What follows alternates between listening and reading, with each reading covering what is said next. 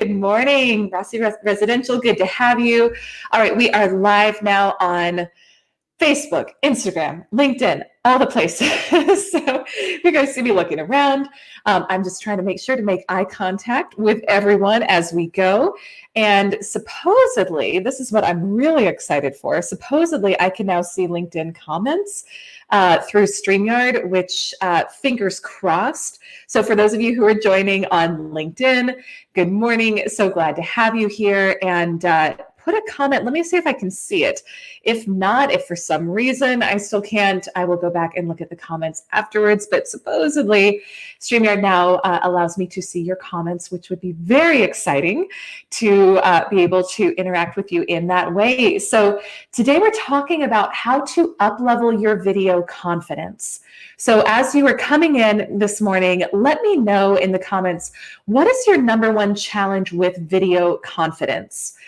Is it concern about your messaging? Is it something about not loving how you look or sound? I'm just thinking about the different things that I hear a lot from my clients and the different things that get in their way of being more visible on video. Hey, we've got Jeff joining on Instagram. Good to have you join today. So yeah, let me know as you guys come in, what is your number one challenge with video confidence?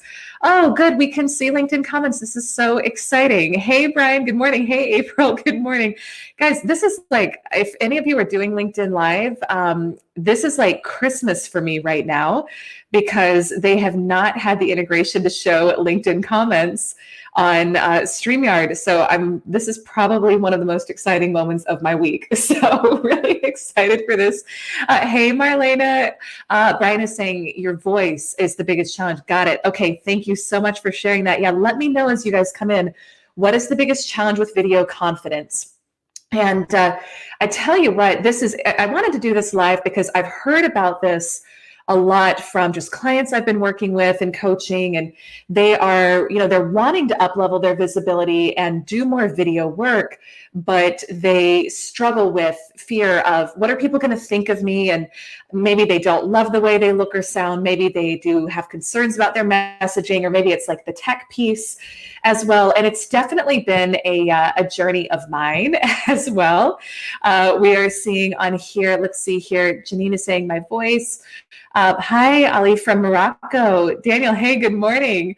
Okay, great. And then April is saying how I appear, making sure I have good information and content.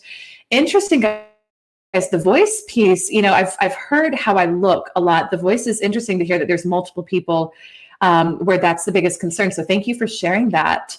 I'll tell you what, this is something that I struggled with a lot at the beginning. And I tell you what, when I first left corporate in 2015 and I decided to become an entrepreneur, I didn't have a lot of clients. I had one client who had paid me $300 to review a presentation deck for him. And I guess that to me was proof of concept that I could make it work. I had 6 months worth of savings to my name, and I had to find a way to grow my brand. I had this vision of being a sales coach at the time. And so, I tried so many different things to make it work. I did networking events. I did cold calling, emailing. And the number one thing that actually ended up working really well for me and making a big difference was putting out short thought leadership videos on social media, just sharing everything I knew about the sales process. And I'll tell you, it worked really well, but I struggled so much with insecurities about how I looked, how I sounded, what other people would think of me. I'm seeing in the comments are saying, oh, hey, Dr. Kim, good morning. Staring at a camera rather than interacting with a person is a challenge. Yes, coming across as authentic and natural. I hear that a lot from people. Yeah, and those were all concerns and fears of mine as well. And it did hold me back. I mean, part of it was I had kind of the forced, like, I have to make money. I have 6 months to make this work, or else I'm going to have to go back to corporate. And I didn't want to do that at the time. So that helped kind of push me over that edge, that fear, that concern, and just really forced me to do it. And in doing it, I realized that it was a lot easier than I thought, but I still struggled a lot. And frankly, I don't know if any of you have struggled with this. A lot of my background in my teens and 20s was struggling with just deep insecurities about how I looked, how I sounded. I really thought that in order for people to like me, I had to be perfect. I had to look a certain way. I had to sound a certain way. And so I was coming from this really unhealthy paradigm of, if I'm going to be visible, I have to be perfect. I'm getting some hearts. So people are resonating with this. Yeah, let me know. Do you resonate with that? Do you struggle with perfectionism in your brand, in how you show up, in feeling like you have to be perfect in order to go live or put yourself out there? But I'll tell you, it has been getting past the hump has been such a big game changer in my business. And I truly credit choosing to just put myself out there, even when it's not perfect, and being visible specifically on video has helped me go into 2 new industries in the past 4 years where I didn't have a name, didn't have a brand, actually more like 5 years now, didn't have recognition, didn't have clients, and have been able to build them to multiple 6 figures relatively quickly. So the moral of that is being visible on video is such a time bender. If you are looking to deepen relationships, if you are looking to build your brand, if you're looking to build trust quickly, then choosing to be visible specifically on video is a game changer for you, because building trust online, I think it was last week I did a live video about this. There's really 3 components that go into building trust online. People need to see you, so they need to actually be able to see your face. They need to hear from you. They need to feel like they know you. So it's not necessarily everything. You don't need to tell them, you don't need to empty out the whole closet and tell them everything, but they need to feel like they have some semblance of knowledge of who you are. And then they need to learn from you as well. So for those of you who are in the thought leadership space, maybe you're in sales and you're looking to generate more leads and kind of build a trusting relationship, or maybe you're a coach, a consultant. It's really important that you're out there visibly putting information out, sharing your wealth of knowledge. That's how you build those relationships. That's how you bend time and space. That's how you quicken the process of generating new clients, because they're watching you on video and they're like, yes, I feel like I have a relationship and I know this person. So I wanted to share with you a couple of tips, things that have helped me just as I've kind of gone through this journey over the past couple of years to feel more confident on camera. I'm not perfect with it now, but I do, in general, I'm pretty darn confident on camera at this point. There's still moments, like I shared with some of you guys my journey of getting this surgery and like the scar, and I struggled with some insecurity around that. But overall, it's not something that I struggle with a lot anymore, but it's been a process. And so I wanted to share with you just 3 tips that have helped me, and I've seen have helped my clients as well. The first, and this is going to maybe sound really obvious, but it's true. It's just to do it. It is just to do it. And this is actually kind of maybe not embarrassing to me, but it's funny. Like, I hadn't gone live. I hadn't done a live video until a little over a year ago.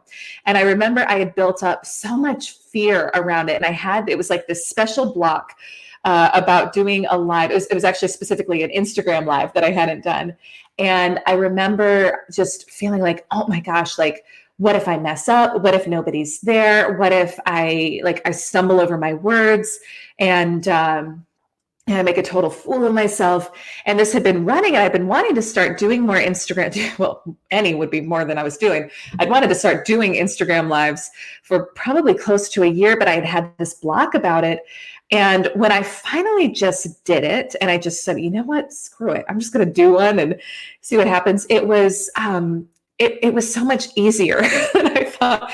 And I think it's kind of like going to the gym, where we can build it up in our heads to be such a big deal. And like, there's going to be, it's going to be so hard. And then you just do it and you're like, oh, that wasn't that hard. And I actually enjoyed it. So just doing it, one of the things that made a big difference for one of my clients, Kristen, before we started working together, it was taking her 4 hours to record a video because she was wanting to be so perfect with it. And so for any of you where you feel that pressure to make it perfect and make it a certain way, and it takes you forever to get it done, you can maybe relate to this. But for her, just getting in that practice and that repetition and starting to do it more, she got it down to under 10 minutes really quickly.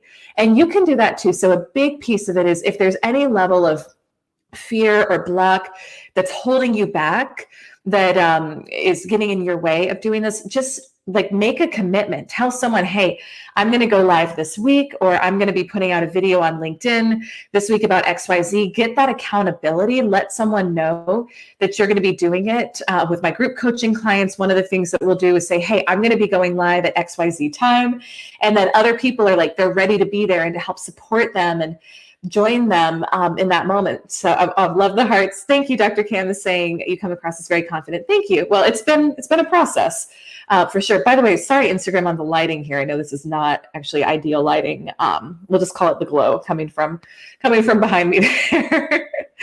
Got the windows super bright behind me. But so the first one is just to do it. The second tip is, and this has really helped me not only do videos more quickly, but also have confidence, is how you prep your notes for your videos. So let me know in the comments, are you winging it when you do a video? Are you scripting out the whole thing? That was one of Kristen's big challenges, was that she was trying to script out the entire thing, and it was taking her so long. And that was actually holding her back from coming across as authentic. And you get it, right? If you're sitting there just reading a script, it's like you're not actually really engaging with the people who are on your video if it's a live, or you're so in your head about trying to get the script right. But then there's also, I think, the polar opposite, which is just totally winging it, which doesn't tend to work that well for most people. You may be able to do it and do it great. And a lot of this is really about finding the style that works for you. But what works really well for me is having just bullet point notes. And I'll pull out the notes feature on, I typically am using my MacBook to record my videos, or, if I've got the phone here. And then right now I'm doing both, but for this video, I have the notes function pulled up on my MacBook, and I just have bullet point outline, and it helps me feel like I have enough to go back to if I get stuck or if I forget something. But it also, to me, it's much more fluid than reading a script and trying to stay so perfect with it. Let me see in the comments, Dr. Cam is saying, I write out my thoughts and then just talk, but feel really awkward. Okay. Let me see, tell me what makes it feel awkward when you're doing it, when you're writing it out. And then we're seeing winging it for the most part. Brian Whedon is saying, I wing it for the most part. I think I'm going to use bullet points. Yes. And by the way, so many good questions here on LinkedIn, guys. I'm going to come back and answer these shortly for you. And the other thing I like about doing the bullet points and having just a little notes function as you're doing this is that I will usually use that, and I'll cover up my camera so that I don't see myself while I'm doing video, and I'm not tempted to look down at myself or judge myself. So you can take those notes and just kind of cover your video, and then just make sure you're staring at the camera on whatever device you're recording on. So that's really helped. And then I think the third, and this is really my this is the cure-all for any sort of insecurity or fear, is getting your mind off of yourself, which I get it can be really hard when you're doing video content, because it's you're the person who people are watching, you're presenting. A couple things I would say. One is nobody cares about you as much as you think they do. And this can be a hard blow to the ego. But as I do this video right now, I know each of you, it's I'm so honored for each of you who's here spending time with me this morning. And I know that you also have your own lives, and you're really focused on your own goals, and you haven't spent all morning thinking about my live and thinking about whether I'm going to mess up or not. I get that. And I think when we can realize that everyone is so busy really worrying about what other people think of them, that they don't have time to worry about you, it's almost you can breathe a sigh of relief. So that's one way to get your mind off of focusing on yourself. Another is just to really, really ground into focusing on service. And I've talked about this before in other videos. I will keep coming back to it because I think it's so critical. Before you create any sort of content, but especially before you create a video, think about who's that favorite customer of yours that you just love. Or if you don't have one, think about who's your ideal customer. If you could call in your dream client and be talking to them right now, who are they? What do they look like? What do they sound like? What do they do? And then literally envision them instead of the camera lens. And if it's helpful, you can print out a picture of them and like have it next to your recording device. But for me, I always think about just one client who I really love, and I imagine talking to that person when I'm doing the videos, and it makes it so easy because you have to realize when you're feeling fear, it just comes from focusing too much on yourself. That's it. The only time we feel fear is when we are too focused on ourselves. You actually cannot physically feel fear and be thinking about serving or helping somebody else. Try it. The next time you feel fear, notice it, and then you want to stop and shift into, okay, who is that favorite client that I love dearly, and start thinking about what are the things that they're struggling with right now. What are the challenges that they're facing? What are some of maybe the personal things that are going on for them that they're really struggling with? Or what are some of the money things or the business career things? And focus in on I feel into for this person. And sometimes I'll just make something up that I think they're struggling with because I don't always know, but it helps me get grounded. Or I should say it helps me shift the focus off of myself onto that person. And I will feel what it feels like to be in that situation. And I'll think, this is so awesome that I get to show up and hopefully share something that helps them with this right now. So those are the tips. 3 things: practice. The more you do it, the easier it gets. How to prep your notes, we talked about, right? So having an outline and covering up your camera with it, if that's helpful for you, and then focus on helping someone else. Let me check in the comments here. So over on Instagram, hey guys, good morning. Dr. Cam is saying, I like reading my audience and responding to that. Yeah, and that can be one of the challenges too with video is you're kind of like, is this help? Like, are people liking it? Are they not? So I just assume they are. I assume everyone is loving it. And if they're not, they're going to leave, and that's okay. One quick tool, and then I want to hop into LinkedIn and Facebook comments. Guys, I don't know if any of you have read my free ebook yet, but I did put together a free ebook for you that's all about how to uplevel your mindset, your camera confidence, and it's also the how-tos of how to use video to generate more leads consistently for your business. So if you're looking for free traffic, if you're looking for leads that you don't necessarily have to pay for, if you're looking to create real, genuine relationships with people who follow you online and want to work with you, this is going to teach you the high level of exactly what I teach in my group coaching program. And you can get it at ElyseArcher.com/entrepreneur ebook. I know it's a long title, ElyseArcher.com/entrepreneur ebook.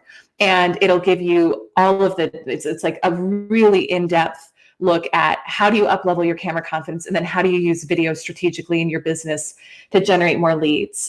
If you are in a different industry, if you're in real estate, mortgage, financial services, or insurance, I also have a specific ebook that I wrote for you. So just send me a message and I can get you the link for that one. But again, that's ElyseArcher.com/entrepreneur ebook. Also, I'm so glad this helped, Dr. Cam. Thank you. And yes, Worldwide Luxury Homes. Glad that you love the quote. Awesome, guys. Let me hop on over to Facebook and LinkedIn and see what comments and questions. These are such good comments coming in, guys. Let's see here. All treble, no bass from Brian. Any good auto-tune apps? It's when it comes to not liking your voice, and I get that too, because sometimes I'll hear myself back and I'll be like, oh, we're always our own worst critic, right? Like you guys, I mean, maybe you think my voice sounds bad. I don't know, but you're probably not sitting there thinking about it too much. But when we hear ourselves back, we can tend to be the most critical. The number one thing I would say, Brian, is what's helped me. I don't go back and watch my videos. If I have to, I will. But in general, I don't go back and watch them before I publish them or put them out there, because I'm just going to find something I didn't like. And then I'm going to kind of go back and forth in my head and say, oh, should I have posted this? Should I not? So just don't put yourself through that. But at the end of the day, you are probably the only person who's thinking anything negative about your voice. And the other thing is, when we try to create a false persona, whether it's trying to look better than we do in quote unquote real life, or sound different, I would think the hope would be at some point that you'd actually be meeting in person with the people who are watching your videos, because they want to have a discovery meeting with you, or they want to become customers, or they want to invite you to a networking event. They're going to know how you look and sound. I heard something recently which just blew my mind, that I guess a lot of women are going now to plastic surgeons and asking for the Instagram filter look, which on the one hand, it shocked me and made me so sad. And then on the other hand, it was like, gosh, this is the world that we've created where it's like we only like the version of ourselves with the filter. And that's not great for self-esteem. Like on these live videos on LinkedIn, Facebook, on Instagram, like I don't use a filter. Now I will, and I do sometimes use filters like for images or pictures. So I just want to be really candid up front. It's not that I never use filters, but when I first started doing these lives simultaneously on LinkedIn and Facebook and Instagram, I was like, it's too, first of all, I don't think I can do a filter on Facebook or LinkedIn. On Instagram, I know you can, but at the same time, it's like, this is me. So if you don't like it or whatever, that's okay. That's on you. But I don't need to try to cover up who I am in order to be liked. And so I think just being more confident about this is me. Love it, hate it, whatever. We've kind of developed this like false identity. Filters allow us to create almost this false identity with the content we're putting out there. And I think it can cause insecurities in real life. Let's see here. I'm looking at other, Jason is saying my quarantine hair is a great icebreaker. Jason, I feel you. I feel you on that. I'm finally getting mine done in a little over a week, and I'm really excited about it. Janine is saying, do you recommend doing recorded video first, then go live? That's a great question, Janine. I would say it's whatever you're going to do. It's whichever one you're going to do. For me, my comfort level for years was just doing the pre-recorded video. So I did that. And then I started adding in live. There's benefits. There's definitely benefits to doing it either way. Live video is great because you get to engage with people just like this. But I would say at the end of the day, do what you're going to do and start there. So I think that's the most important thing. Gabriel is saying, can you share your screen while doing a LinkedIn Live? Yes, you can. Actually, last week, I did that. I did a little presentation. And as far as I know, unless it's changed since I last looked, for LinkedIn Live, you have to still use third-party software. So I tried a couple of different ones. What I'm using right now is StreamYard. I really like it. It's easier. It's more, I would say, user-friendly than some of the other options that I tried. And you can do a screen share. I think it's only in the paid version, but the paid version it's not too bad. It's like maybe $20 a month, something like that. But yeah, so hope that helps. And yeah, you can absolutely share your screen. Let's see here. I'm just looking at anything else. Okay. I'm so glad these ideas were helpful over here. Bill is, hey, Bill. Hey, good to see you again. We had a nice chat this morning, please, on the insurance and financial ebook. Awesome. I will actually, let me just type that in the comments and you can grab it there. Insurance ebook. All right. You guys should. So if you want the insurance ebook, it's ElyseArcher.com/insurance ebook. So that should get you that one. Oh, thank you guys. Francie saying you rock. I appreciate it. Melissa saying, I feel like my personality gets cut in half when I'm on video. Yeah, well, it's actually, so you're not wrong there. So in general, your energy, it does get reduced by about 50%. And so you almost have to bring more onto what you're doing when you're doing video content, because it can get cut down. So you may be speaking in ways and interacting in ways and kind of like using your hands in ways that would be too much when you're face to face with somebody. And it's just knowing that that camera does reduce the amount of energy that people can feel from you. So that's really normal. And it's good to be aware of, to think, okay, I probably need to bump it up a little bit when I am presenting on camera. Awesome, guys. Okay, Jeremy's saying you're new to the content creation and learned a lot. Good, guys. I'm so glad this was helpful. Any other questions? I've got 4 minutes before my next meeting. If you all have any other questions, I am available and here to help. If not, again, guys, you can get the entrepreneur ebook at ElyseArcher.com/entrepreneur ebook. Totally free to you. I just wanted to share like everything that has really helped me create consistent lead flow and get confident on camera. So I'm going to assume that we are good here and go ahead and end. But so good to see you guys. And just remember, every Wednesday at 11:30 Eastern, I am live, Instagram, Facebook, LinkedIn. So good. Really appreciate everybody who joined this morning and was engaging in the comments. So good to spend time with you, and send me a message if you have any follow-up questions on this or want any support. I'm more than happy to help. So, all right, guys, I'm going to say bye on Instagram. I will see you soon. And I'm going to say bye on LinkedIn and Facebook. All right, guys, have a great day. Talk to you soon.